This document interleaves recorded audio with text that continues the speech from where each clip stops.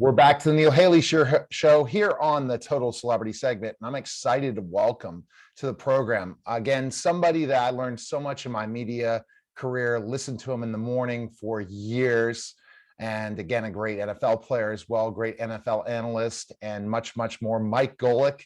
Mike, thanks for stopping by, and you're tackling diabetes, and what a great mission. Everybody has to have that kind of mission in their lives to do that. And joining us also is Hope Warshaw. She's an education specialist that's going to educate us all about diabetes as well. Thanks again, Mike, for stopping by, and Hope for stopping by. How are you guys? Doing well, Neil. Thanks. All right, Mike. So tell me specifically enough why this means so much to you to tackle diabetes. What is the yeah, listen, this became a lifestyle for me when I was diagnosed. I was diagnosed about 10 years after I was done playing. Now, my father was diagnosed as well, so I knew that there was a possibility because it was in the family that this would happen. But still, I had to now decide, how am I going to deal with this? How am I going to live this new lifestyle after a lifestyle of being an athlete and eating whatever I wanted and working out all the time and knowing I could get away with things? Now I had to change that. So, with the help of my wife, I do everything around sports and team sports.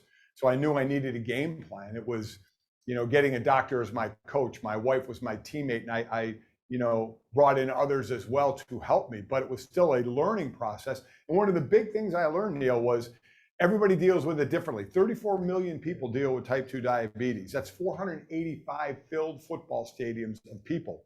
And everybody deals with it differently. How I deal with it, others deal with it differently. That's why I really wanted to get involved, and I really enjoyed talking to some other former professional athletes like Kyle Love in football and John Kruk in baseball about their individual journey. Again, and this is all part of the Talking Type U campaign that I'm very, very happy to be a part of, because it's not just athletes, it's everybody outside the world of sports, in the world of sports, who's dealing with this. It's their own individual journey that they have to go on. So when Mike got diagnosed, Hope, and you think about this, how do other people kind of see those warning signs that, I need to get tested to see, if I have this, especially, and as a former athlete myself, like, I understand exactly what we go through, because specifically enough, we have to put on a certain amount of weight. I was a former professional wrestler and different things, and I'd have to eat, really work looking at dietitians, looking at how much weight we could put on, right? How we could keep the weight on, and it didn't matter. It could be beer and pizza. So you don't really look at specifically what you're eating when you're really young, and then it could be a certain thing. So what are those warning signs, Hope? Right. So you asked about warning signs. Yes. The reality is, with type 2 diabetes, people often don't have warning signs like they might with type 1 diabetes. So it's really important that through the years, people get screened and checked for having elevated glucose levels. So there's no real symptoms a lot of times. No, not necessarily. It's not necessarily that sort of tiredness and frequently urinating that it is with type 1 diabetes. But what is critically important is that people do get checked.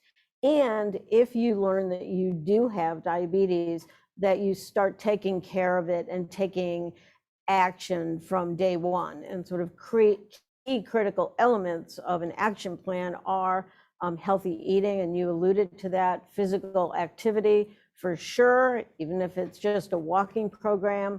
A lot of people with diabetes type 2 need to be taking medication, and then the overarching monitoring with a glucose meter, what is going on day to day, and then using that data that you collect. And typically today, people are using technology to gather that data and then using it to analyze what's working in your plan well and what isn't working well, and then making tweaks to change that. And also, diabetes evolves over the years. What you do on year 1 of having type 2 diabetes is not necessarily what you need to be doing at year 10, year 15 of having diabetes. All right. So let's kind of jump, Mike, into what you did. How did you change your lifestyle and everything once getting diagnosed?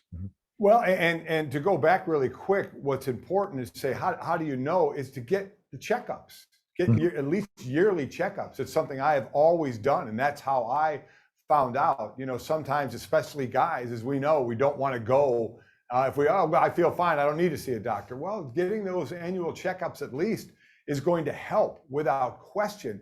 And for me, it was very basic for me. Okay, I knew I had to change. Again, it wasn't a diet, it was a lifestyle of how I was going to eat and what I was going to go through and how I was going to deal with nutrition and sleep and hydration and exercise. So what I did, Neil, quite honestly, I jumped into modern technology. And with One Touch Solutions, they have customized programs that you can use, say through Fitbit, if I wear Fitbit all the time, Noom, WellDoc, Cecilia Health, and all the information that Hope was talking about, especially through my One Touch glucose meter, goes into these different programs. And I feed those programs information and they kick me back what I'm doing and what I need to do. Either AI information, or I can actually chat with someone like Hope live with some of these programs to ask questions and get answers. So the big thing to me is use the help around you. You don't have to do this alone. There are so many ways to help, so many programs, especially the One Touch Solution has, to help you on this journey, because it's very difficult to do alone. Yeah, well, absolutely. And Hope, I guess that's the thing, is once people get diagnosed, then sometimes they feel like their life is going to change dramatically. And it's really just a lifestyle change, but people like you, Hope, help through that process, right?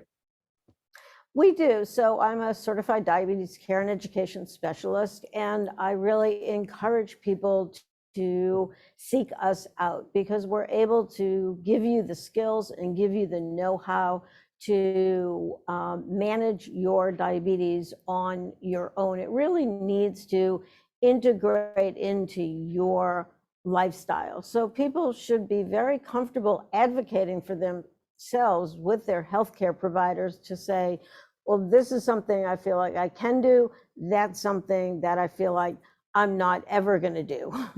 And because that's how you get, as Mike calls it, a game plan that's going to work for you.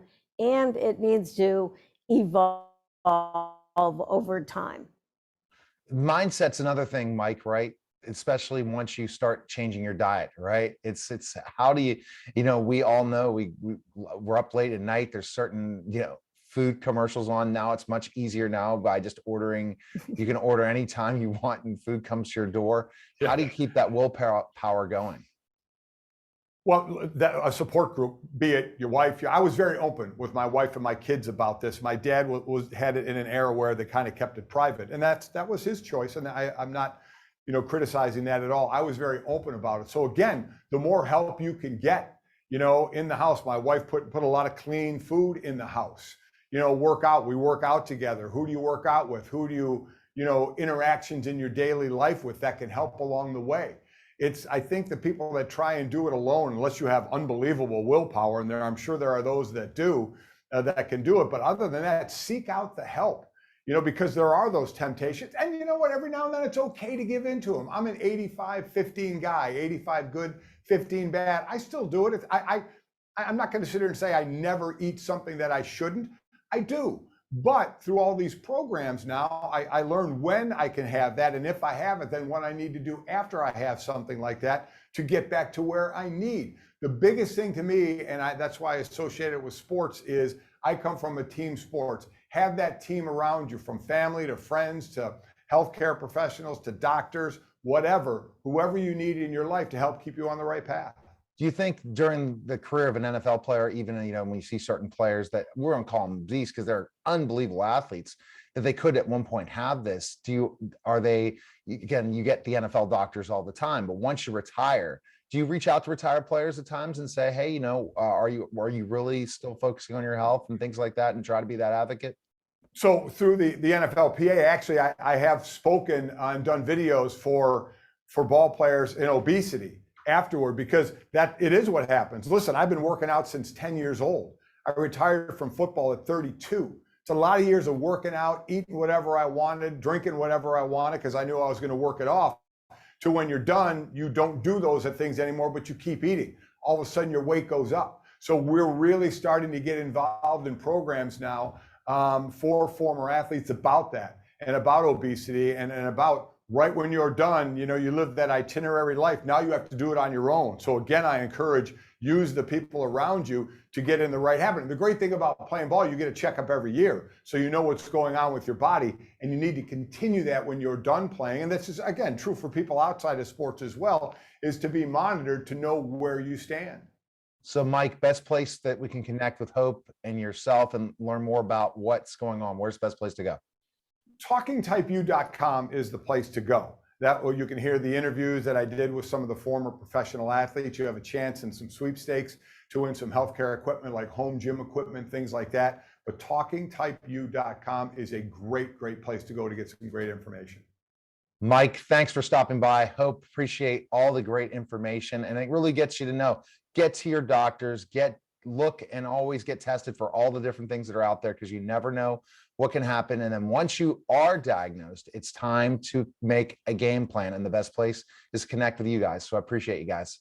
Thanks again for stopping by. Thank you, Neil. All right, take care. Thanks. You're listening and watching The Neil Haley Show, and we'll be back in just a moment.